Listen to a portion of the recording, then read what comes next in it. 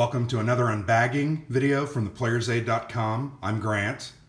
I am now going to unbag or just show you the components for one of the Pocket Battle games, a new Pocket Battle game from High Flying Dice Games, designed by Paul Rohrbaugh. In fact, this one just came out. The light's not great right now, so I'm going to hold that up. This game's called A Rock and a Hard Place, The Battle for Malta's Fort Benghazi, 1942. So this is the invasion of Crete, or Malta, I'm sorry, the invasion of Malta in 1942. The Germans came in to take it over, to gain better control, strategic control of the Mediterranean, and the British were there defending. So this is once again a pocket, just hit the camera, sorry, a pocket battle game.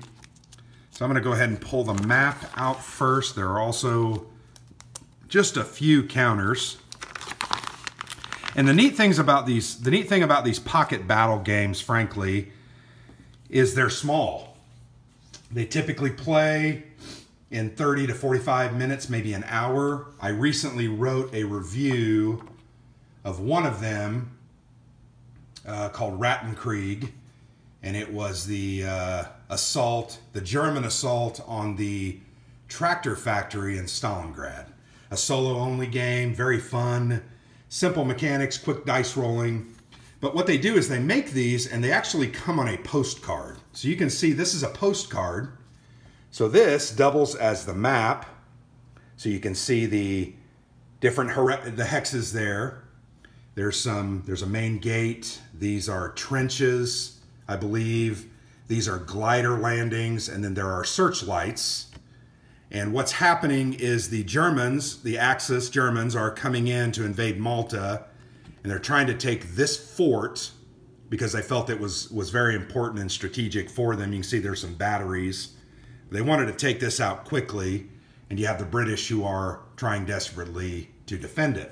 But you'll notice around the outside edge of this postcard are the counters. So there they actually are printed on the postcard. There's a game turn marker. And then at the top you can see there's German counters, the gliders, some naval support, etc. So typically you would take this, you would cut out those counters, cut them out one by one, and then use them on this game board. Here's the turn track. Printed. It looks like it's a 6-round game, but it's printed there. And on the back of these, you can see there's the rules for play. Fairly simple. It's all tightly contained, very nicely done. But these are quick playing, simplified war games. I have about a half dozen of them. I've played, I think, 3 of them. Really enjoyed them. This is a 2-player game. I'm going to have to get Alexander to play it, or I can play it just against myself. And I will try to do that. I always try to give these things a play.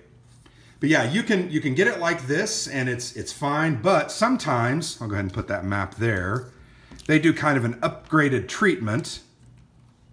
And in this one, Paul Rohrbaugh sent this game to me free of charge, but he did some mounted counters.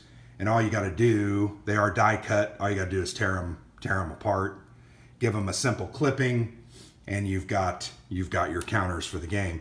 There's only about 20 counters. They are double-sided counters. This one doesn't appear to be struck and glued that well, but the fronts look good. So there's kind of a close-up. Very simple, very simplified game. But there's those counters. I like them.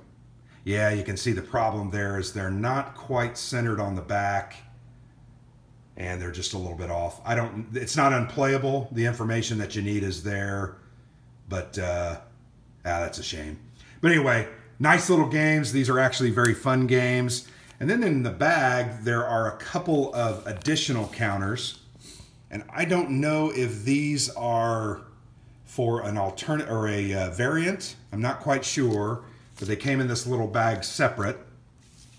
The other thing that you will notice is these games, this whole system of games, is based on a card system where each player has a deck, and you're going to draw these cards, and you're randomly going to use them to activate your units. It's kind of I liken it to a game of war, where if I play a 5, because that's the only card I had in my hand, or that's the card that I pulled off the top of the deck, and my opponent plays a 7, my opponent's going to win, and my opponent is then going to take 7 activations.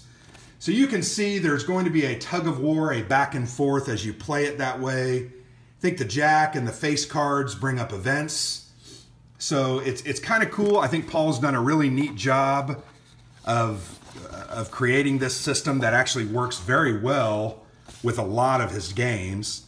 And then here's a look at the Joker. I think the Joker is actually going to end the round. It says turn ends first time the Joker is drawn.